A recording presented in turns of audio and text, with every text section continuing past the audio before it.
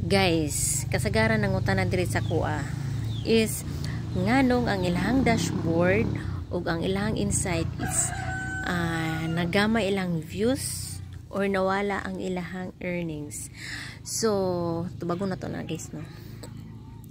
Para sa kuha guys, dili na ang ikabalag-an.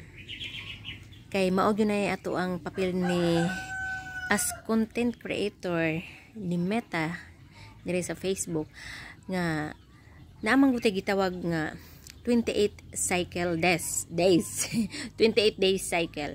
So unsa may bot pasabot ana ang kanang kuan di every hour, every minute maglahi-lahi ang atuang dagan sa atuang dashboard.